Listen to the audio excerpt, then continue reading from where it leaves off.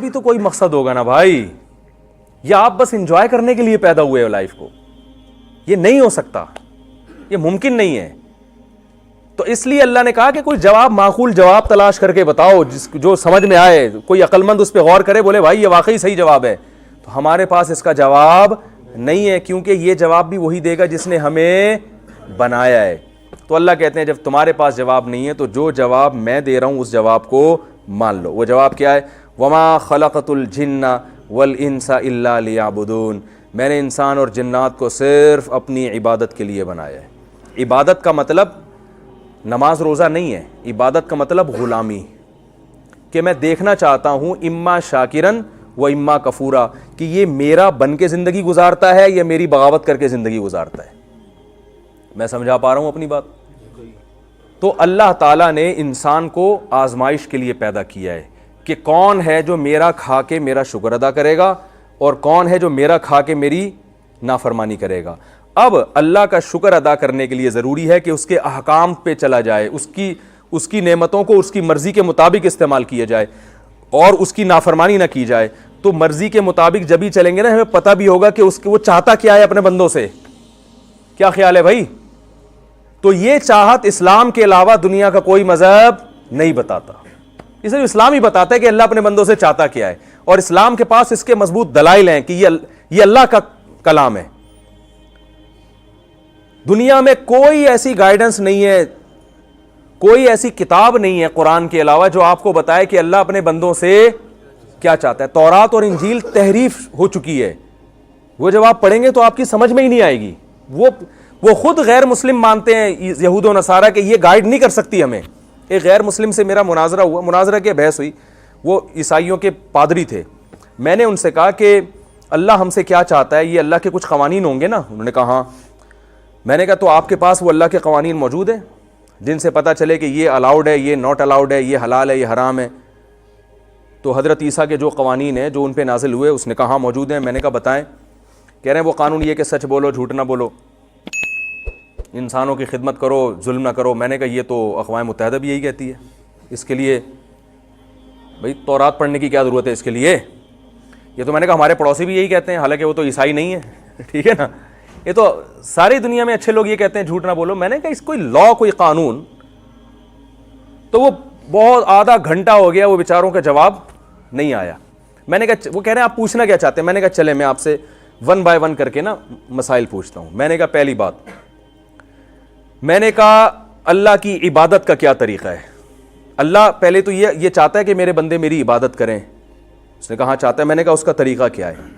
وہ طریقہ ان کے پاس موجود نہیں ہے. نماز کیسے پڑھنی ہے؟ ہمیں تو اسلام نے بتایا کہ بھائی 5 ٹائم مسجد میں حاضری دینی ہے, یہ وضو کا طریقہ ہے, اس طرح سے آ کے ہاتھ باندھ کے کھڑے ہونا ہے, سورہ فاتحہ پڑھنی ہے, سورت ملانی ہے, پھر رکوع کرنا ہے, رکوع میں یہ پڑھنا ہے, قومے میں یہ پڑھنا ہے, سجدے میں یہ پڑھنا ہے, 1 رکعت رہ گئی تو اس کی یہ سزا ہے, 1 رکعت اضافی پڑھ لی تو اس کی یہ سزا, قیام میں تلاوت کی جگہ تحیات پڑھ لی تو یہ سزا ہے.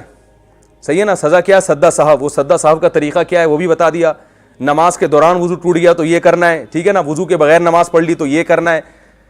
یہ تو 5 ٹائم. پھر اس نماز کے لیے بلانے کا کیا طریقہ یہ بھی بتا دیا. صف بنانے کا کیا طریقہ بتا دیا. ایک امام آگے کھڑا ہوگا, جماعت کی نماز کیسے ہوتی ہے, انفرادی کیسے ہوتی ہے, ساری چیزیں میں نے کہا ہمارے پاس حوالوں کے ساتھ موجود ہیں. میں نے کہا پھر جو حج کا طریقہ ہے زندگی میں 1 دفعہ کرنا ہے, کتنی دفعہ کرنا ہے یہ بھی بتا دیا, کیسے کرنا یہ بھی بتا دیا. پھر اللہ نے یہ بھی کہا کہ میں ایک خاص طریقہ عبادت اس سے بھی خوش ہوتا ہوں, میری خاطر بھوکے بھی رہا کرو. کس مہینے میں رہنا ہے یہ بھی بتا دیا. کون سے مفتی صاحب اعلان کریں گے تو کل چاند ہوگا یہ بھی بتا دیا. سمجھ میں آ رہی ہے نا بات؟ میری حکومت کو اولی الامر منکم, حکومت کے اعلان کو فالو کرو. وہ ہم نہیں کر رہے تو پھر 2 3 3 4 4 8 عیدیں ہو رہی ہیں, لیکن اللہ نے بتا دیا کہ اطیعوا اللہ و اطیعوا الرسول و اولی الامر منکم. حکومت جو فیصلہ کرے اس کو مانو. تو ہر چیز میں نے کہا ہمیں تو بھائی بتائی جا رہی ہے, ہمیں تو بتائی جا رہی ہے. وضو کرنے کا طریقہ کیا ہے, دانت کتنی دفعہ صاف کرنے ہیں, استنجا کیسے کرنا ہے, پاکی کی ڈیفینیشن کیا ہے, طہارت کیا ہے. صبح اٹھ کے نبی نے یہاں تک بتایا صبح جب اٹھو تو ڈائریکٹ پانی میں ہاتھ مت ڈالو. لا یغمسن یدہ فی الاناء حتی یغسلہ ثلاثا. فرمایا جب تم صبح اٹھو تو ڈائریکٹ پانی میں ہاتھ مت ڈالو. فإنہ لا یدری این باتت یدہ, تمہیں نہیں پتا تمہارے ہاتھ نے رات کہاں گزاری ہے, تو ناپاک بھی ہو سکتا ہے. تو پہلے 3 دفعہ دھو لو, یعنی پورا صبح سے لے کے رات تک ایک ایک عمل بتایا ہے. میں نے کہا یہ تو صرف عبادت کا ایک نظام ہے جس پہ تقریر کے لیے 6 مہینے چاہیے کم از کم. پھر معاملات, خرید و فروخت کیسے کرنی ہے, اس میں اسلام نے بتایا قمار نہ ہو, جوا نہ ہو, سود نہ ہو, غرر نہ ہو. میں نے کہا ایک بات بتاؤ, اسلامک بینکنگ تو دنیا میں ہے, یہودی بینکنگ کیوں نہیں ہے, عیسائی بینکنگ کیوں نہیں ہے, ہندو بینکنگ کیوں نہیں ہے؟ اسلام نے بینکنگ کے مقابلے میں بھی ایک بینکنگ پیش کر دی, یہ اسلامی ہے, یہ غیر اسلامی. یہ ایک تجارت ہے, یہ دنیا کی تجارت, یہ اسلامی تجارت. تبھی مفتیوں میں تاجروں کے مفتی الگ ہوتے ہیں. جامعۃ الرشید میں جو تجارت میں مفتی بنتے ہیں نا, ان کا سلیبس ہی بالکل الگ ہے, وہ بالکل الگ اسٹائل میں پڑھتے ہیں, وہ صرف تجارت کے مسائل بتاتے ہیں. یعنی اس میں جو مختلف شعبوں میں پی ایچ ڈی ہو رہا ہے, پی ایچ ڈی کروائی جا رہی ہے. پھر میں نے کہا نکاح طلاق کے مسائل. میں نے کہا اچھا مجھے ایک بات بتاؤ, میاں بیوی میں نہ بن رہی ہو تو علیحدگی کا طریقہ کیا ہے عیسائی مذہب کے مطابق؟ آپ لوگ تھک تو نہیں گئے؟ میں جلدی سے بات کو بس نا سمیٹ کے ختم کر رہا ہوں. میں نے کہا عیسائی مذہب میں میاں بیوی میں جب علیحدگی ہونی ہو تو اس کا کیا قانون کیا ہے؟ وہ پریشان, کچھ ملتا ہی نہیں. وہ آسٹریلیا کے عیسائی تھے نا, تو وہ آسٹریلیا کا لا پیش کرنے لگے, آپ عدالت میں جائیں. میں نے کہا یہ تو آسٹریلیا نے اسمبلی میں بل پاس کیا ہے بھائی. خدا کا قانون کیا ہے کہ میاں بیوی کا رشتہ جڑ تو گیا, ختم کیسے ہوگا؟ اسلام میں تو طلاق کا ایک پورا نظام ہے نا. قرآن نے بتایا طلاق مرتان فامساکم بمعروف او تسریح باحسان, طلاقیں 2 مرتبہ ہیں, اس کے بعد چاہو تو رکھ لو, چاہو تو چھوڑ دو. فإن طلقا, تیسری دے دی, فلا تحل له من بعد, تیسری کے بعد حلال نہیں ہے. پھر یہ تو اللہ نے حکم بیان کیا, پھر طلاق دینے کا طریقہ بیان کیا, طلقوهن لعدتهن, اکٹھی 3 مت دو, پہلے 1 دو, پھر اگلے مہینے دوسری 2, پھر تیسرے مہینے میں تیسری 2. یہ پورا پروسیس ہے. اور احادیث میں اس کی اور زیادہ تشریح ملتی ہے. یہ بھی بتا دیا کہ دینی بھی ہے کہ نہیں دینی, کب حلال ہے کب بری ہے, یہ ساری چیزیں بتا دیں. طلاق دینے کے بعد احکام کیا ہے, مہر کتنا دینا پڑے گا, رخصتی سے پہلے طلاق دے دی تو آدھا مہر, اللہ قرآن میں فرماتے ہیں کہ رخصتی سے پہلے طلاق دے دی تو آدھا مہر دینا پڑے گا, رخصتی کے بعد طلاق دے دی تو پورا مہر دینا پڑے گا. طلاق دے دی, عدت پوری نہیں ہوئی, اس دوران مر گئے تو وراثت میں اس کا حصہ ہوگا, پوری ڈیٹیل ملتی ہے. میں نے ان سے بولا بھائی یہ بتاؤ کہ صرف مجھے یہ ڈیٹیل نہیں چاہیے. اب پوری بات تو مجھے یاد نہیں نا, میں تو کئی سال پہلے کی بات تھی, تو میں اس کا خلاصہ بیان کر رہا ہوں اپنے الفاظ میں. میں نے کہا مجھے بتا دو کہ طریقہ کیا ہے.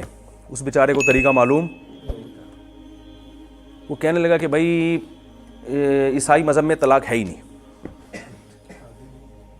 نہیں, شادی تو ہے. تو وہ کہہ رہے ہیں ہے ہی نہیں. میں نے کہا اچھا ہے ہی نہیں. میں نے کہا کیوں؟ میں نے کہا وہ کیوں نہیں ہے؟ کہہ رہے ہیں اس لیے کہ اللہ چاہتا ہے میاں بیوی جڑ کے رہیں, ان میں کبھی بھی علیحدگی نہ ہو. میں نے کہا ماشاءاللہ اللہ چاہتا ہے, یقیناً چاہتا ہے کہ میاں بیوی محبت سے رہیں, علیحدگی نہ ہو, لیکن اللہ تو چاہتا ہے لیکن میاں بیوی نہیں چاہ رہے.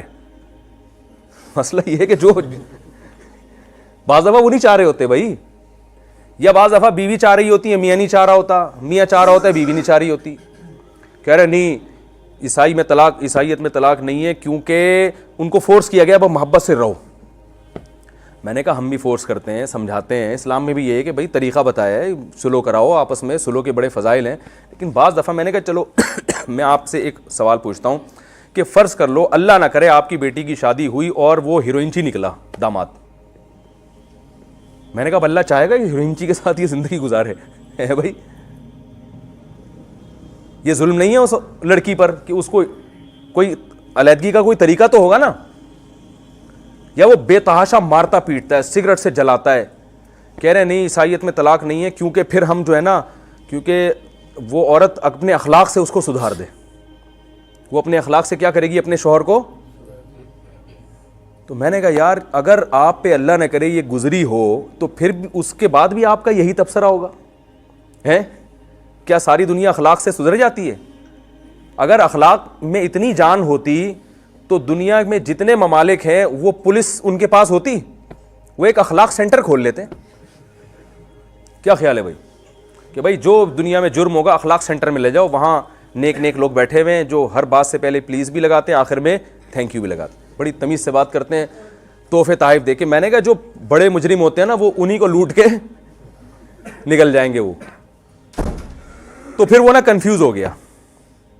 میں نے کہا بھائی یہ عیسائی مذہب نہیں ہے, یہ اللہ کی تعلیمات نہیں, یہ فطرت کو اپیل ہی نہیں کرتی. تو مان لو کہ آپ کے پاس حضرت عیسیٰ کا صحیح مذہب نہیں ہے, تو اسلام کے مقابلے میں کسی کے پاس قانون ہے ہی نہیں کہ جس کو یہ کہہ سکے کہ اللہ کا قانون ہے. یہ دعویٰ صرف اسلام نے کیا ہے اور اس دعوے کو دلائل سے ثابت بھی کیا, پیش کیا. میں نے کہا, میں نے اس سے ایک آخری بات کی, پھر ہماری بات ختم ہو گئی.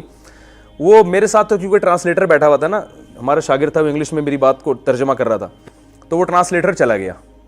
تو میں نماز پڑھنے گیا, واپس آیا تو اس نے پھر مجھ سے بہت رابطے کی کوشش کی. اس سے لگ رہا تھا کہ اس کو جو ہے نا بات الحمدللہ سمجھ میں آ گئی ہے. اب اللہ کرے مسلمان ہو گیا, اور ہمیں پھر نہیں پتا کہاں گیا, کیا ہوا. تو وہ کہنے لگا, میں نے کہا بھائی دیکھو یہ قانون, میں نے کہا اچھا مجھے ایک بات بتاؤ کہ یہ مفتی صرف مسلمانوں میں کیوں ہوتے ہیں؟ میں نے کہا جتنے دوسرے مذاہب ہیں ان میں روحانی پیشوا تو ہوتے ہیں, مسائل بتانے والے, قانون بتانے والے مفتی نہیں ہوتے. میں نے کہا ہمارے پاس تو صبح شام لوگوں کی کالز آتی ہیں, یہ جائز ہے, یہ ناجائز ہے, یہ حلال ہے, یہ حرام ہے. تو ہندوؤں کے روحانی پیشواؤں کے پاس کیوں نہیں آتی, عیسائیوں کے پاس, یہودیوں کے پاس کیوں نہیں آتی؟ روحانی پیشوا ہوتے ہیں دم درود کے لیے اور یہ سب دعاؤں کے لیے ہوتے ہیں. مسائل جب بھی بات آئے گی تو کہیں گے بھائی یہ وکیل سے پوچھو, قانون تو وکیل جانتا ہے. میں نے کہا ہمارے ہاں وکیل سے الگ پوچھا جاتا ہے, علماء سے الگ پوچھا جاتا ہے.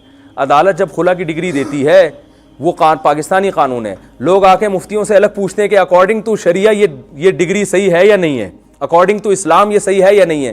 میں نے کہا اس سے پتہ چلتا ہے کہ اسلام کا ایک باقاعدہ لا ہے. تو جس مذہب کے پاس اللہ کے قانون ہی نہ ہو تو وہ مذہب آپ کو گائیڈ کیسے کرے گا بھائی؟ تو یہ تو اللہ نے اسلام کے علاوہ کسی کو پنپنے دیا ہی نہیں ہے. تو ہمیں جو پیدا کیا ہے یہ دیکھنے کے لیے کہ آپ اس اسلام کے قانون کو فالو کرتے ہو یا نہیں کرتے.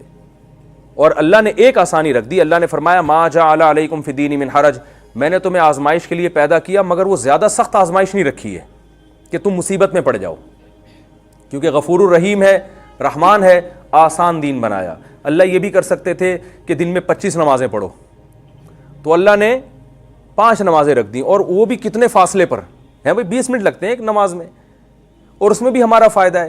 اللہ یہ بھی کر سکتے کہ سال میں 6 مہینے روزے رکھو, اللہ نے کہا پورے سال میں صرف 1 مہینہ, اور وہ 1 مہینہ بھی اللہ کہہ سکتے تھے کہ 22 گھنٹے کا رکھو. اللہ نے کتنا کہ صبح سحری طبیعت سے پھوڑو, ویسے تو اللہ نے کھانے کا کہا لیکن ہم پھوڑتے ہیں, جتنا کھاؤ کوئی پابندی نہیں ہے. افطاری بھی جلدی کرنے کا حکم دیا کہ خام خواہ کی ٹینشن لینے کی ضرورت بولو بھائی نہیں ہے, بس جب غروب آفتاب تک, وہ بھی صرف 1 مہینہ. تو یہ مشکل احکام ہے. حج پہ خرچہ زیادہ ہوتا ہے, دیکھو اتنا خرچہ 5, 6, 7, 8 لاکھ روپے تو لوگ آج کل دعوتوں میں اڑا دیتے ہیں, لیکن اللہ نے کہا زیادہ خرچہ ہے تو ہر ایک پر لازم نہیں ہے. جس کے پاس پیسہ ہے صرف وہ حج کرے گا, اور وہ بھی پوری زندگی میں صرف. کتنا آسان دین بھائی. زنا کو اللہ نے حرام کر دیا. اب عیسائیوں نے بھی زنا کو حرام کیا لیکن انہیں نکاح کی بھی حوصلہ شکنی کی. تو اللہ نے زنا کو حرام کر دیا لیکن حلال کے راستے کھول دیے. بر وقت نکاح کرو, بالغ ہوتے ہی نکاح کرو, جیب میں پیسے نہیں ہیں گھبراؤ نہیں. ان یکونوا فقراء یغنیہم اللہ من فضلہ, فقیر ہو گئے اللہ مال میں برکت دے دے گا. حوصلہ افزائی کی, حلال کے دروازے کھول دیے. پھر حرام جو کھانے پینے کی جو چیزیں حرام کی, اس میں بھی اللہ نے ہمیں حوصلہ دیا, فرمایا کہ یہ چائنا والے جو کتے بلی کھا رہے ہیں اور سب کچھ کھا رہے ہیں, تم پہ پابندی یہ نہ کھاؤ وہ نہ کھاؤ, تو گھبراؤ نہیں, یہ تمہیں ٹینشن دینے کے لیے نہیں ہے. تم انسان ہو, کلو من الطیبات, پاکیزہ کھاؤ نا, گند میں کیوں منہ مار رہے ہو جا کے بھائی. جیسے ایک بچہ کہہ رہا ہے ابو وہ دیکھو وہ کھا رہا ہے, وہ کھا رہا ہے, وہ کھا رہا ہے, اور آپ بچے کو کہتے ہیں بیٹا میں تمہارے لیے شہد لے کر آیا ہوں, انجیر لے کر آیا ہوں, زیتون لے کر آیا ہوں, میں تمہیں ساری دنیا کی ساری چیزیں کھانے سے منع تھوڑی کر رہا ہوں.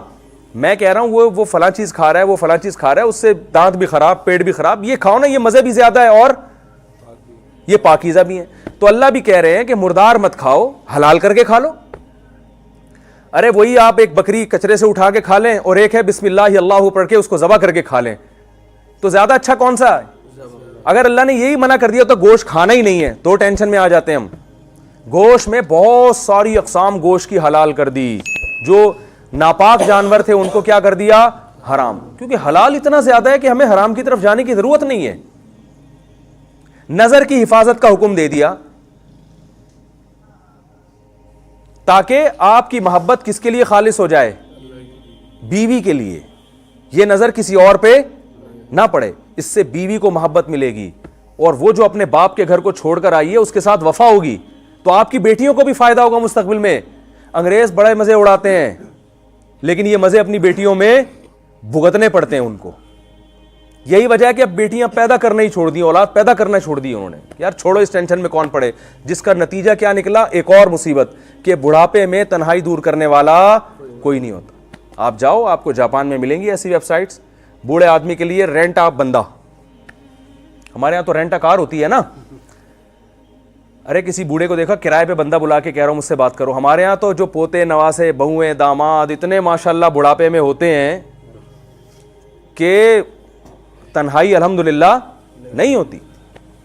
تو وہاں کیا ہے کہ وہ رینٹ بندہ ہے باقاعدہ. وہ آپ دیکھ لیں, سرچ کر لیں نیٹ پہ جا کے, تنہائی دور کرنے 1 گھنٹے کے لیے بندہ بلایا جاتا ہے کرائے پر کہ یار کوئی نہ بیٹا ہے, نہ جب بیٹا ہی نہیں ہے تو بہو کہاں سے ہوگی, پوتے نہیں ہیں, نواسے نہیں ہیں. بڑھاپے میں وہ سائنسدان بھی پاگل اور ڈپریشن والی زندگی گزار رہا ہوتا ہے, کوئی اس کو لفٹ کرانے کے لیے تیار نہیں ہوتا. تو یہ تباہی والی زندگی ہے بھائی جس کی طرف ہم جا رہے ہیں. تو اسلام اللہ کی بہت بڑی نعمت ہے. تو روزانہ 5 منٹ نکال کے نا, دیکھیں یہ بیان تو ہوگا, یہ تو اثرات ختم ہو جاتے ہیں. 5 منٹ روزانہ نا اپنی ڈائری میں نوٹ کر لیں, میں یہ غور کروں گا میں آیا کیوں, تو کیا میں اس مقصد کو سامنے رکھ کے زندگی گزار رہا ہوں یا نہیں گزار رہا. اگر نہیں گزار رہا تو یہ مہلت ہمیشہ نہیں ملے گی, ایک دن آنکھ بند ہونے والی ہے, اس کے بعد دوبارہ سنبھلنے کا موقع نہیں ملے گا. اللہ نے فرمایا کلا انہا کلمۃ ہو قائلھا, تمہاری زبان سے نکلا ہوا ایک کلمہ ہوگا موت کے وقت کہ اللہ مہلت دے دے. اس کلمے کی حیثیت اس سے زیادہ نہیں ہے کہ ہوا میں تحلیل ہو کے ختم ہو گیا, مہلت نہیں ملے گی دوبارہ. ابھی بہت مہلت ملی ہوئی ہے. کوئی 40 سال میں اللہ کی طرف آنا چاہے, 50 سال بعد آنا چاہے, 99 سال بعد بھی آنا چاہے تو اللہ بلا لیں گے, لیکن موت کے وقت اللہ توبہ قبول نہیں کرتے. اللہ تعالیٰ سے دعا ہے کہ اللہ تعالیٰ جو باتیں میں نے کہیں ان میں کمی کوتاہی معاف فرمائے, اور اپنی مقصد حیات کو پہچان کر اس کو سامنے رکھ کے زندگی گزارنے کی توفیق عطا فرمائے. تو یہ مسافر خانہ ہے, یہ آزمائش کی جگہ ہے. اس کے بعد ایک اور جہان آئے گا, جو اچھا کرے گا وہاں اس کو اچھا بدلہ ملے گا, جو برا کرے گا وہاں اس کو سزا ملے گی. اللہ تعالی ہم سب کو عمل کرنے کی توفیق عطا فرمائے.